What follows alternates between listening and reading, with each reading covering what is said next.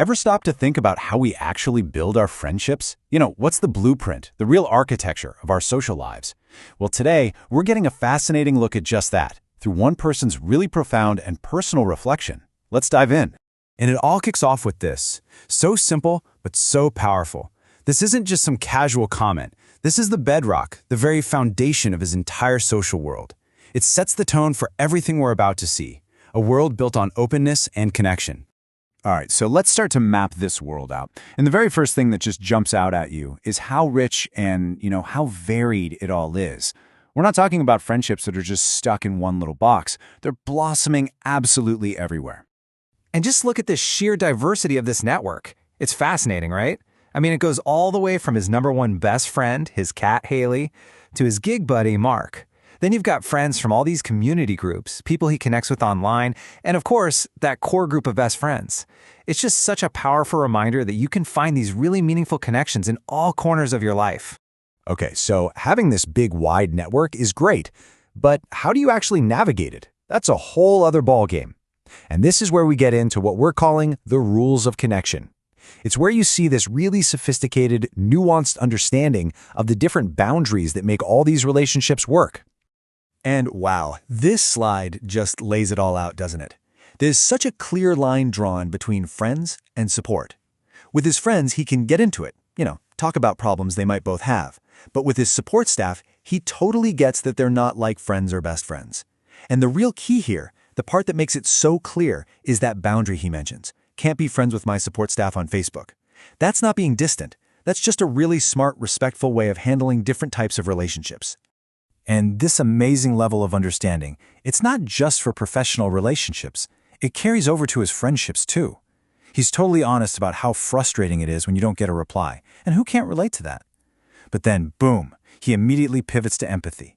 He gets it. He respects that his friends have their own lives. They might be busy, or at work, or even on vacation. It's just a really wonderful moment of emotional intelligence. So, we've kind of seen the big picture, right? The wide network, let's call them the rules of engagement. But now let's zoom in. Let's really focus on that innermost circle. These are the foundational relationships, the ones that are at the absolute core of this friendly life. And right there, at the very heart of everything, is his mom. This phrase is just so powerful because it merges two distinct, vital roles. She isn't just family, and she isn't just a best friend. She is both.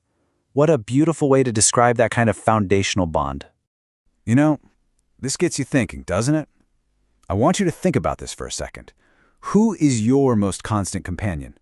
Who is that one person or maybe that presence that's just always there? Think about it for a sec, because the answer we're about to see is, well, it's pretty profound. And there it is. Maybe the most constant companion we can ever have is ourselves. He sees this internal dialogue not as something strange, but as a source of wisdom and clarity. Being friends with yourself? What a powerful concept. It's got to be the ultimate foundation for any healthy social life. Okay, so we've looked at the who, the where, and the how of this whole thing. But that brings us to the biggest, and maybe the most important question of all. Why? What's the ultimate purpose of building such a beautiful and complex architecture of friendship? Well, for one thing, on a really practical level, friends play a vital role. They're that essential layer of connection you can turn to, especially when, formal support might be busy or just not around. So this network, it's so much more than just having people to hang out with. It's a real, practical, and emotional safety net.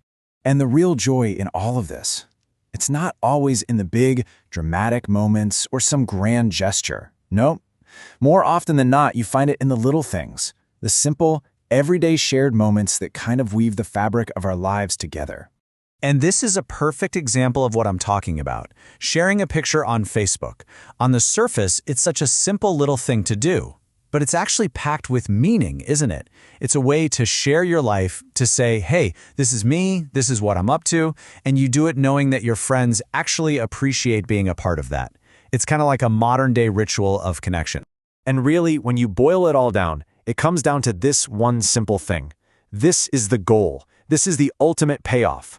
All of it. Building this world of friends, navigating its rules, sharing those small moments. It all serves one profound purpose: happiness. That's it. It's the simple, beautiful, powerful outcome of a friendly life. So as we wrap this up, I want to leave you with that same question. Take a second and think about it.